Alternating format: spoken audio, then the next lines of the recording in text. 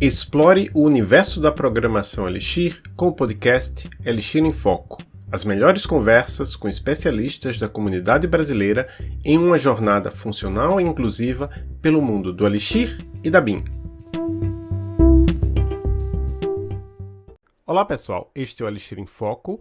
Hoje, Hermínio Torres, Cristino Guadalupe e Zoe Peçanha não estão podendo gravar aqui nesse nosso episódio.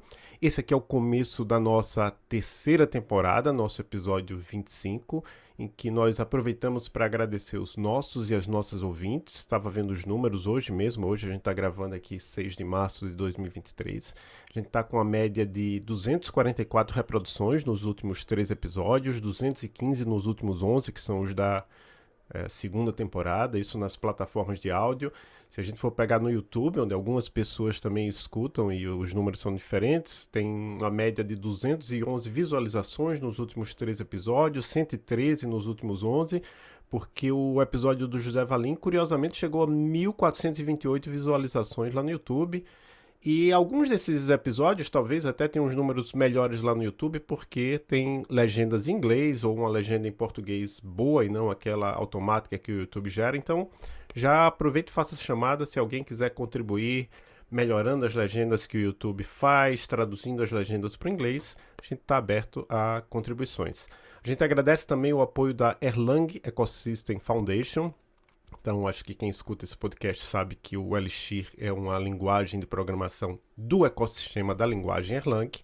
E a Erlang Ecosystem Foundation financia o software que utilizamos para gravar os episódios. Então, agradecemos muito a Erlang Ecosystem Foundation e pedimos a todo mundo que nos escuta que vão lá no site, vejam as novidades, inscrevam-se. É muito importante que as pessoas se inscrevam lá, não paga nada. Se você quiser pagar, ótimo também, porque aí você tem direito a votar, fica sabendo mais informações.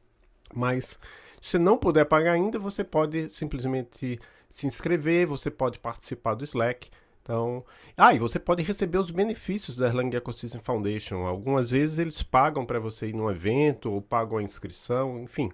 É só ficar atento lá no Twitter deles, onde geralmente eles anunciam essas oportunidades. E se você tiver também um projeto de open source que você quer desenvolver com Erlang, Elixir, alguma linguagem da BIM, você pode submeter o projeto, você pode conseguir uma verba para desenvolver um projeto open source. Eu agradeço também, nesses 2 anos e pouco do Elixir em Foco, a UTFPR, Universidade Tecnológica Federal do Paraná, que paga o meu salário e, consequentemente, parte da minha dedicação a esse projeto, que acaba sendo parte das minhas atividades como professor do Departamento Acadêmico de Informática, o da INF, do curso de pós-graduação em Computação Aplicada, mestrado profissional, é um mestrado público e gratuito. Se você quiser fazer mestrado relacionado a Elixir, a gente está aberto, tem até possibilidades de conseguir uma bolsa de um outro projeto que não é ligado aqui a nós, mas é o Pesquise com Elixir. Enfim, muitas coisas. Você pode fazer também graduação em Engenharia de Computação e Sistema de Informação aqui na UTFPR Curitiba. Uma outra coisa, um outro aviso que eu quero deixar antes de começar a nossa conversa é falar que autoindicações são bem-vindas. Então, se você trabalha com Elixir e acha que tem alguma coisa a contribuir, entre em contato com a gente. É só... e se você também... eu não me sinto capaz para falar, mas eu quero indicar alguém que eu gosto muito e eu sei que essa pessoa sabe bastante de Elixir, ou mesmo Erlang, BIM. É só nos contactar nas redes sociais. Estamos no Twitter como @elixiremfoco ou por e-mail elixirinfoco@gmail.com. E eu falei redes sociais, a gente está também lá no Facebook, mas lá é mais parado, né? Ok, então terminados os avisos iniciais, hoje estamos aqui com Rodolfo Silva, CTO da Infleet, gestão de frotas. Rodolfo foi mais um caso, a gente já teve outros de autoindicação, do que eu agradeço bastante.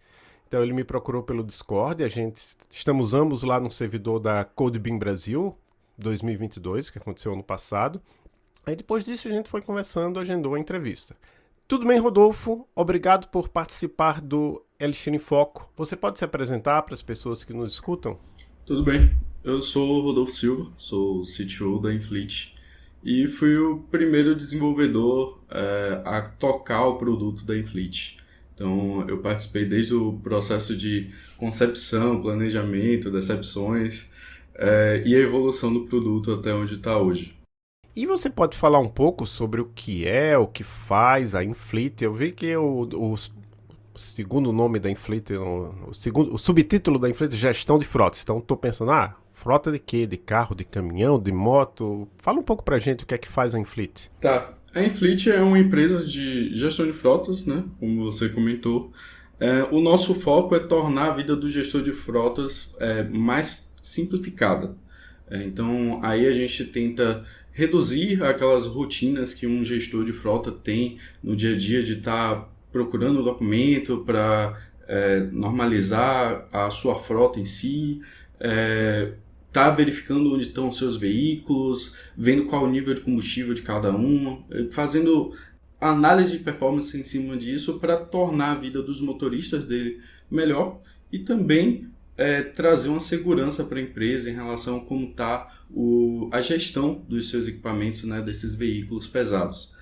A gente hoje é uma empresa mais B2B, a gente acaba lidando ali com veículos de frotas leves e pesadas, então a gente descarta hoje meio que o atendimento para pequenos veículos, como tem outras empresas que trabalham com rastreamento, né, no âmbito de segurança. A gente não corre atrás do veículo, o que a gente busca é performance e simplicidade na gestão de frotas para a empresa. E aqui a gente acaba trazendo muito dado de sistemas de terceiro de abastecimento, sistema de gestão de pneus e manutenção, sistema de rastreamento. Então, mesmo a gente sendo uma empresa que tem rastreador, a gente também acaba integrando com os dados de outras empresas de rastreamento. E tudo isso, no início a gente fazia tudo voltado com Node.js para fazer o processamento. E esse problema foi escalando cada vez mais. Atualmente, a gente está usando bastante Elixir para nos ajudar nos nossos problemas, né? Nesse âmbito de facilitar a vida do gestor de frotas, principalmente pelo quesito que a gente partiu do princípio que antes o nosso objetivo era facilitar a vida do gestor de frotas, mas a gente começou a complicar a nossa vida por conta do volume de dados que a gente recebia. E aí a gente acabou buscando uma solução de mercado, procurando entender qual era a ferramenta que iria nos levar a um caminho mais longo, e a gente já usava uma ferramenta do ecossistema do Erlang, que é o RabbitMQ, e aí a gente, o que é que tem aqui em volta que funciona tão bem como o RabbitMQ, que vai nos ajudar a escalar também e manter o nosso produto rodando com alta performance. E aí a gente se esbarrou no Elixir, mas através do Broadway, que foi o primeiro contato assim que a gente teve com o Elixir. Olá pessoal, então só continuando aqui que a gente teve uma interrupção porque o Hermínio chegou, então o Hermínio vai participar. Tudo bem, Hermínio? Tudo bem pessoal. Tudo jóia. Tudo Então, jóia. só continuando então a resposta do Rodolfo. Rodolfo, é que você falou numa conversa com a gente lá que você falou um número bem interessante das mensagens enviadas pelos rastreadores, né, dos veículos que são gerenciados pela Infleet. Quantas mensagens são enviadas por esses rastreadores são processadas por dia?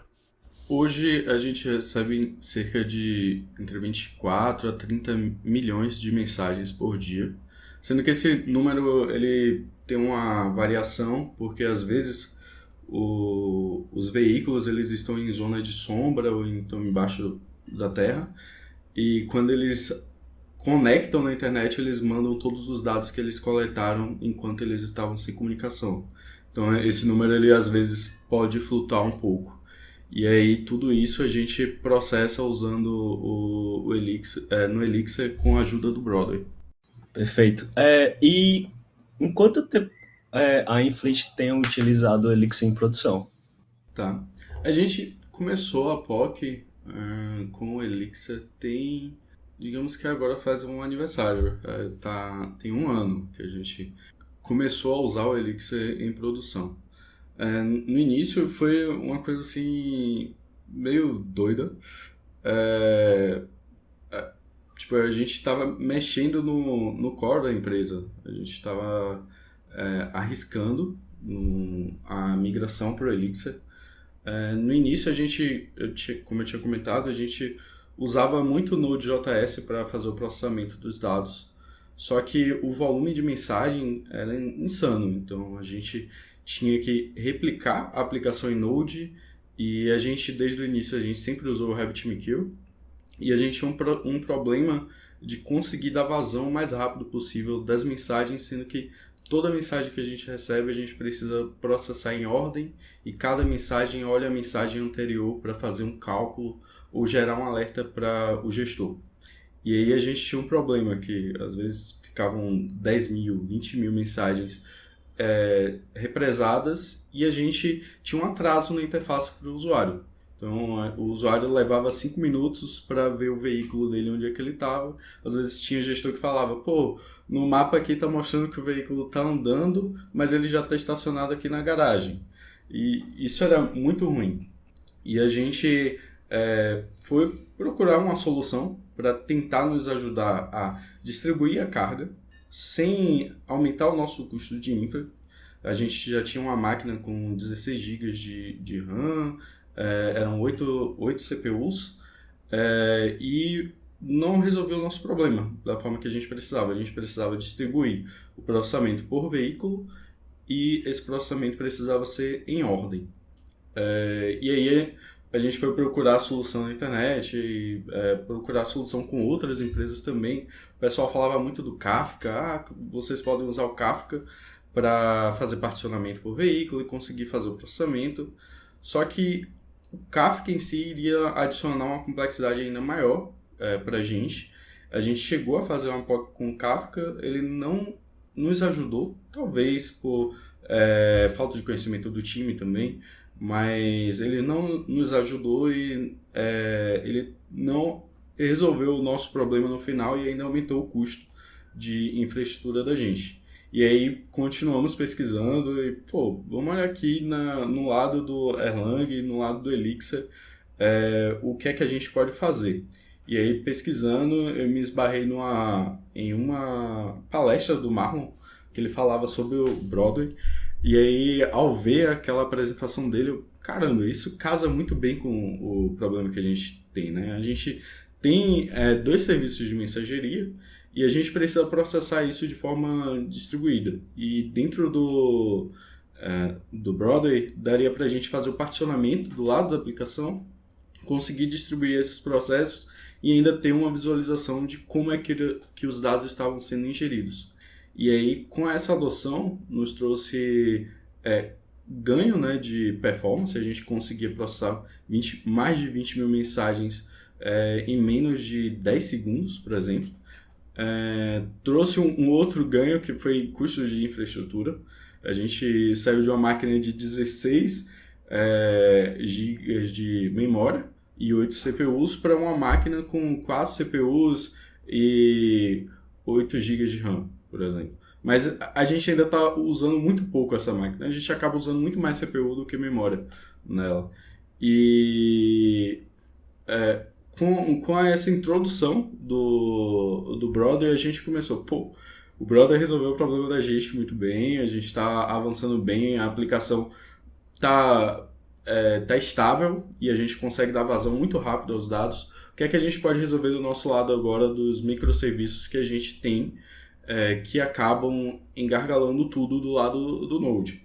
E aí veio a parte de notificação, que a gente precisa notificar todos os clientes sempre que algum evento acontece, sempre que um motorista está acima da velocidade, a gente precisa notificar o gestor. Se esse motorista ele trabalha em uma empresa que essa empresa ela recebe à medida que ela está trabalhando, né? Se o veículo está parado por muito tempo, ainda mais com a ignição ligada, isso vai gerar um custo muito alto para o gestor, então a gente precisa notificar isso quanto antes para ele. E aí a gente introduziu o Oban para nos ajudar nessa parte de notificar. A gente poderia usar o RabbitMQ também, poderia, mas o Oban tinha algumas camadas ali de reprocessamento, agendamento, de notificação, então a gente acabou usando ele também. Fora isso, teve também uma percepção da gente que no lado Elixir, diferente do Node, PHP ou qualquer outra linguagem, a parte de experiência de desenvolvimento é muito mais agradável. Até quando você usa um Phoenix da vida, se você usa um Gen, ele já te traz até a parte de testes.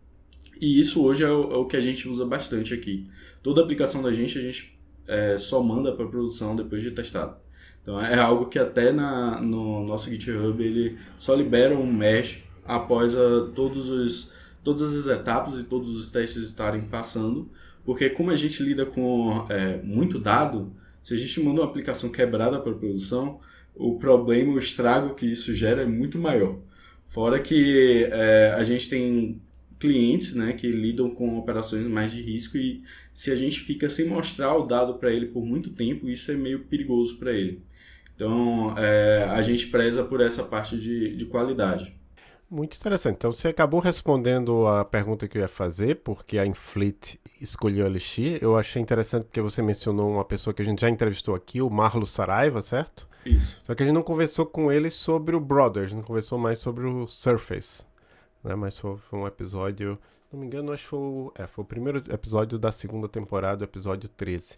E você conversou um pouco também com a gente sobre o processo de adoção da linguagem, né? Como você começou, como você usou o primeiro Broadway, depois o Oban. E agora, então, eu pergunto qual é o maior problema que você tem identificado como CTO de uma empresa, né? Em usar Elixir. Você tem problemas com alguma tecnologia, com recursos humanos, com alguma coisa que você queira contar a sua experiência aqui para nossos e nossas ouvintes? Eu acho que a dificuldade do Elixir em si, hoje em dia é praticamente qualquer tecnologia, né? Mas é contratação. Esse é a maior dificuldade que a gente tem, é encontrar pessoas que queiram trabalhar com a gente usando uma tecnologia diferente, né? Então, o que a gente acaba fazendo mais é contratando pessoas de qualquer outra tecnologia e treinando essa pessoa internamente. Então, algo que eu pude notar é que no Elixir a curva de aprendizagem é bem menor do que eu colocar uma pessoa para trabalhar com Node. Então, se eu trago uma pessoa de .NET, por exemplo, para ela migrar para um Elixir da vida é muito mais rápido do que eu tentar fazer ela se encaixar no ecossistema do Node. Tirando as particularidades que numa aplicação Node tem, como você trabalhar com a parte de async await, como é que você vai trabalhar com work threads, que é totalmente diferente do que você vê na maioria das linguagens. E no Elixir, o que a gente tem notado é que ele meio que te empurra na direção certa. Você tenta fazer o errado, mas a linguagem parece que joga na sua cara. Não é dessa forma. Esse caminho que você está indo não é o melhor. Tenta seguir dessa forma. E a comunidade também é bastante receptiva, né? Tipo, a gente tem várias comunidades de tecnologia aí no Brasil hoje, mas nenhuma tão calorosa como a comunidade Elixir, no sentido de querer ajudar os outros a aprenderem a tecnologia. Chegaste a comentar sobre o Brother e o Oban, certo? Que vocês estão utilizando. Aí eu queria te perguntar quais outras tecnologias, né, do ecossistema do Erlang vocês têm utilizado. Vocês têm utilizado o Oban e o Brother em si, junto com o Phoenix, ou é uma aplicação Elixir? E como tu tem feito para utilizar o Brother para consumir, né, essas mensagens? Tu tem utilizado alguma estratégia de serviço de mensageria? Chegaste a comentar sobre o Kafka, mas, claro, a gente tem outras soluções, né? Tem o próprio da AWS, não sei se vocês chegam a utilizar o cloud da AWS, mas tem o RabbitMQ também. Seria isso, né? Poderia comentar um pouco mais sobre outras ferramentas e um pouco mais sobre como tem feito a ingestão de mensagens utilizando o Brother? Sim, a gente usa aqui o RabbitMQ e o MSK, que é o Kafka da AWS. E a gente usa muito o Phoenix Live View para fazer o nosso back-office. Então a gente tem algumas áreas ali dentro da nossa aplicação que problemas acontecem, né? E às vezes a gente precisa reprocessar dado antigo. E aí a gente tem uma interface toda feita em Live View para tanto visualizar a nossa frota inteira, a nossa base inteira, quanto para executar rotinas ou reprocessar coisas do passado e até mesmo ver dados estatísticos. Então a gente acaba tendo essa visualização toda feita em cima do Live View. Além disso, a gente usa a MQP, a lib própria para trabalhar com o RabbitMQ. Então a gente acaba também do lado do Elixir publicando outras mensagens para atender os nossos microserviços antigos que eram feitos em Node, e a comunicação entre esses serviços vai pelo RabbitMQ também. Algumas tem uma chamada REST, mas quando é coisa mais assíncrona, a gente coloca mais no RabbitMQ, até por conta das dead layers, que é algo que a gente precisa usar, e no Kafka a gente teria que implementar na mão. Não é algo que tem no Kafka, ao menos eu desconheço hoje. Além dessas ferramentas, a gente usa muito Tesla, que é a lib para fazer comunicação via REST com outras aplicações, que a gente acaba precisando ali puxar dados de parceiros, né, de outras empresas de telemetria, abastecimento e manutenção, e aí a gente faz uso bastante do Tesla, principalmente pela facilidade de escrever teste, né? Tipo, a gente quando vai procurar uma biblioteca, um dos fatores de escolha é teste. Então o Oban ele traz muito ferramental para a gente fazer testes e entender se um job está sendo orquestrado da forma correta, se a gente está criando esse job, se a gente consegue dar vazão a esse job também. O Broadway também trouxe essa visualização para a gente, né? Ele traz esse ferramental para a gente entender se a gente vai conseguir fazer o processamento da forma que a gente espera, e meio que simular ser um message broker, por exemplo. Fora a facilidade de a gente, com um Broadway, a gente não está preso a um message broker específico.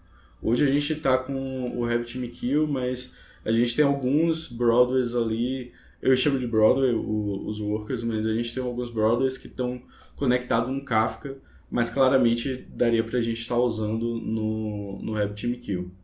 E tem algumas soluções internas que a gente fez usando OTP, GenServer e Supervisors, que é a parte de webhook nossa, que era também um outro problema. Tipo, no início, quando a gente começou a desenvolver a integração com os clientes, né, a gente imaginava, eu vou desenvolver aqui uma integração via webhook para dar aos nossos clientes a possibilidade deles venderem uma aplicação real-time, só que a gente achava que era lindo, a gente só precisava postar essas mensagens direto para o cliente e nenhum problema ia acontecer, até que um dos clientes saísse do ar. E aí isso encarretava em um problema de todos os outros clientes ficarem travados na fila. E aí a gente desenvolveu uma aplicação que basicamente ele consegue quebrar todos os clientes em filas separadas, independentes, e aí, independente do cliente que saia do ar ou não, ele não vai impactar a operação de ninguém. Cada um funciona de forma isolada, e o nosso orquestrador, que a gente chama de Jaiminho, ele é o carteiro que vai ficar ali olhando qual cliente está disponível para mandar os dados, sem a gente também causar um DDoS do lado do cliente, que já aconteceu no início. Porque às vezes as pessoas falam, eu quero integrar, quero receber dados de telemetria, mas às vezes a infraestrutura dessa pessoa não está preparada para receber uma enxurrada, tipo 5 milhões de dados de uma única vez. Então a gente teve que criar essa aplicação, e já foi feita toda em Elixir, para conseguir mitigar esse problema também de a gente recebe o dado, mas a gente passa de forma sadia para o cliente, para ele também não ter dor de cabeça. E um outro ponto é que com isso a gente também consegue criar estratégias de retentativas por cliente, sem também banalizar a nossa infraestrutura. Tirando isso, a gente usa bastante Postgres, então a gente está usando bastante Ecto para tudo. Foi algo assim que eu particularmente gostei bastante no lado do Elixir, no universo do Elixir, que é a parte de composição das consultas, fazer a análise também dentro do Ecto é muito interessante, e a parte de criação das migrations é muito prático, muito prático. Certo, então você acabou já respondendo a pergunta que eu ia fazer logo depois, né? Sobre tecnologias de fora do ecossistema de Erlang que vocês usam. Você falou aí do Kafka, né? Mas uma coisa que foi curioso também da nossa conversa inicial, antes de a gente agendar a gravação, é que você falou até que até bem pouco tempo vocês não deixavam claro para todos que usavam Elixir. Por quê? Essa é uma história bem engraçada, porque aqui na empresa a gente tem três valores. É, de humano para humano, liberdade para ser e fazer e 1% better every day. E na liberdade para ser e fazer, a gente acaba tentando experimentar várias coisas ao mesmo tempo. E, velho, a gente tá usando a tecnologia, a gente não sabe se vai dar certo. E se der errado? Como é que eu vou falar pra galera que a gente tomou uma decisão que não deu muito certo, só gastou o tempo da gente? Então tinha essa incerteza também, além do aspecto de encontrar pessoas para trabalhar nessa tecnologia. Era algo que até o meu CPO, Lucas, ele ficava, véi, e aí vai adotar Elixir mesmo? Véi, já resolveu o problema da gente, não tem pra onde ir. Ele, véi, então vamos que vamos abraçar a ideia e vamos pra frente. E ele começou até a estudar, né? Então, ele achou muito fácil também o processo. Hoje, eu acredito que ele também já virou um fã de carteirinha do Elixir. Mas no início a gente acabou que não falava tanto, mas por questão de insegurança. A gente já estava ali com um time de Node, toda a empresa já sabia qual a tecnologia a gente usava e a gente estava partindo para um caminho totalmente diferente, saindo de um paradigma orientado a objeto para ir para um lado mais funcional. Então a gente não tinha essa segurança de chegar para o mercado e dizer, nós somos a empresa que usa Elixir. E até mesmo pela questão de querer, talvez, ser julgado, né? Passar vergonha. Por que vocês estão usando Elixir? Não serve para vocês. Acontece muito. A pessoa vem de fora assim, não sabe o problema que a gente vive, não sabe das nossas dores e diz, você está usando essa tecnologia? Nem precisava usar essa tecnologia. Então tinha essa questão de estar sendo julgado. Então a gente esperou estar mais amadurecido para poder chegar e dizer, agora essa é a nossa stack, é essa a ferramenta que a gente usa, é isso que tem salvado a gente e nos mantido bem. Hoje, eu acredito até que a gente ganhou meio que um braço a mais, né? Porque com o Node a gente já estava tendo um problema de escala ali, de ter que aumentar em infraestrutura e não em melhorar o produto e a parte de processamento interno, sem se preocupar com infra. A gente ganhou esse auxílio com o Elixir. Então, hoje a gente tem uma visão melhor, tem indicadores melhores, tem observabilidade em cima do Elixir, que eu não falei, tem o Promex, né?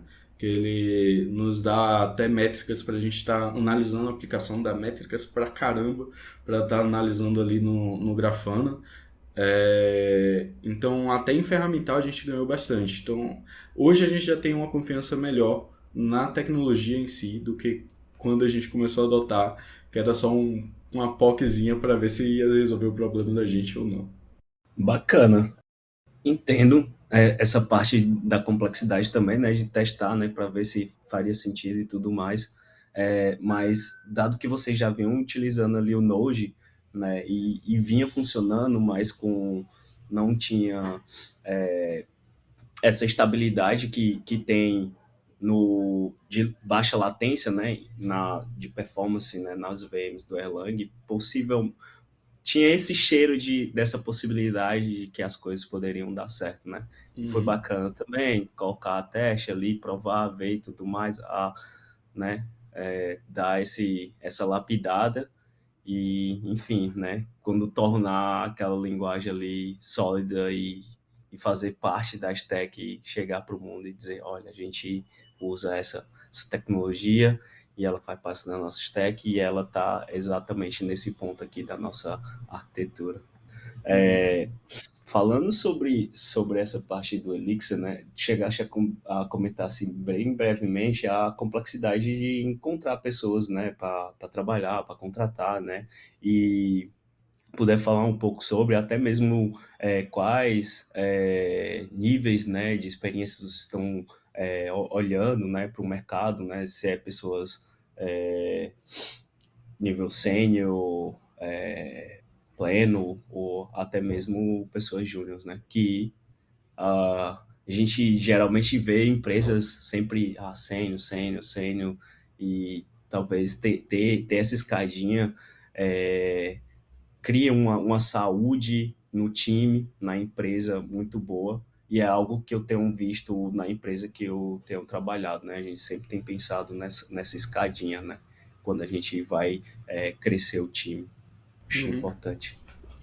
A gente aqui depende muito do momento, mas a gente acaba trazendo muito júnior. A gente busca desenvolvedor pleno, sênior. Nesse momento a gente acabou de fechar uma contratação de um desenvolvedor júnior até. Ele não é desenvolvedor Elixir, ele é desenvolvedor Node, mas como primeiro desafio no D0 dele já foi entrar ali para o ecossistema do Elixir. Ele está ainda no processo de rampagem, tem menos de uma semana, mas uma das questões assim que eu vejo durante a contratação é mais a escassez, talvez, né? Tipo, você tem muito profissional bom em Elixir hoje e tem muita demanda, assim, de outras empresas também que conseguem pagar salários até muito melhores ou internacionais, vagas, oportunidades internacionais. Então, é difícil competir com esse mercado. E aí, algo que a gente acredita que a gente fazer a capacitação interna, a gente ganha muito mais também, além de só trazer uma pessoa focada. É ótimo quando a gente já traz uma pessoa com experiência, mas eu acho que se a pessoa cresce com a gente aqui, ela aprende internamente, a gente ganha, ela ganha, e pra gente isso conta bastante. Hoje, agora a gente faz até o processo interno, né, dentro da empresa. A gente acaba vendo dentro da empresa pessoas que querem migrar de área, né, quer fazer essa transição, e a gente vê, pô, a pessoa tem um perfil técnico, ela tem interesse e ela realmente gosta de tecnologia, de programação, então vamos dar um suporte a essa pessoa para ela poder vir para o lado de tecnologia. Eu acabo brincando com os outros diretores aqui, que, velho, não me odeiem, não chegue de voador em mim, porque eu vou estar tirando essa pessoa do seu time, mas eu vou trazer pra cá. E a galera normalmente reage bem, mas tipo, é como se você perdesse um filho seu, tipo, eu tô perdendo meu bem pra outra pessoa. Mas pra gente, pra empresa em si, é muito bom, porque a gente tá levando também a pessoa para um outro estágio, né? Às vezes a pessoa está trabalhando por necessidade, ela tem vontade de trabalhar com tecnologia, mas não tem tempo, não tem alguém para ajudar ela e a gente acaba tentando suprir esse papel. Então, hoje a gente tem uma pessoa que é um desenvolvedor júnior agora, ele era estagiário do setor operacional da empresa. E aí era uma pessoa que tinha meio que uma visão muito ampla do setor operacional e gostava de tecnologia. E aí ele falou, vai, eu tenho vontade de aprender, o que é que vocês orientam? E a gente passou um monte de curso, passou vários desafios para essa pessoa fazer. Ela começou a evoluir nesse processo, né, em meio que os diretores de tecnologia não, do operacional, deu um time ali de 2 horas por dia dentro do trabalho dela, que era para ela se focar a estudar e ver quais eram as questões do dia a dia dela ali que ela poderia estar usando durante esse processo de aprendizado. E aí, 6 meses depois, essa pessoa já estava mais rampada, tanto na época era Node com React que ela estava olhando, e aí esse ano ela acabou fazendo a transição já para o time de produto, trabalhando como um front-end júnior. E aí a gente está vendo outros processos para acontecerem ainda esse ano, principalmente com o nosso próximo... eu não posso falar isso. Com a próxima etapa que a gente está querendo alcançar agora. Então a gente vai capacitar mais gente e possivelmente abrir mais vaga aí até o meio do ano, o final do ano. Muito legal. Então a gente está chegando ao fim deste episódio. Foi bem interessante. Rodolfo, muito obrigado por participar deste episódio do Elixir em Foco. Você tem alguma coisa que você queira falar ainda que a gente não tenha conversado sobre? Deixa eu pensar. Hoje um desafio que a gente tem, você tinha perguntado da questão de ferramentas fora do ecossistema do Erlang, né? Então a gente está indo aí para começar a usar agora o ClickHouse, que é um banco de dados muito poderoso para processamento de dados. E a gente vai começar a usar o ClickHouse junto com o Elixir. Eu acabei não comentando, mas hoje a gente está com 6 teras de dados. Então a gente cresceu muito rápido, o produto tem 3 anos e a gente já chegou em 6 teras de dados. Talvez para algumas pessoas sejam poucos dados, talvez para outras sejam muitos dados, mas para a gente aqui é muito dado, porque em um ano a gente crescer mais de 1 tera é muita coisa. E tudo isso hoje está sendo sustentado muito bem, eu chamo ele de guerreiro pelo Postgres, mas chegou o momento que a gente precisa gerar relatório, gerar mais previsibilidade, e aí a gente vai adotar essa nova ferramenta aí junto com o Elixir. Então a gente está indo para esse novo desafio, que é usar o ClickHouse juntamente com o Elixir. Legal. E você quer deixar uma mensagem final para a comunidade brasileira ou falante de português, porque a gente sabe que a gente é escutado também em outros países além do Brasil, de Elixir? Sim.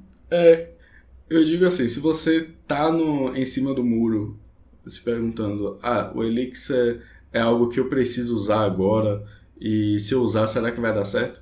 Eu posso dizer que possivelmente vai dar certo, porque a gente aprendeu da melhor forma que dá certo se a gente segue como está escrito, né? Como está no livro, by the book. E não há um caminho assim também muito fácil para tomar essa decisão, né? Tipo, a gente precisa viver e ter coragem para botar essas ideias loucas que aparecem na nossa mente de experimentar algo totalmente diferente para estar inovando e estar crescendo também na nossa carreira.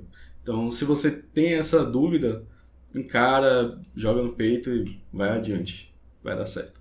Maravilha. Um grande abraço, Rodolfo, e para todas as pessoas que nos escutam, até o próximo episódio do Elixir em Foco.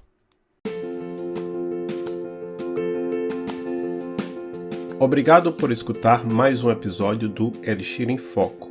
Estamos no Twitter, @Elixir em Foco, e temos um site, elixiremfoco.com. Até o próximo episódio.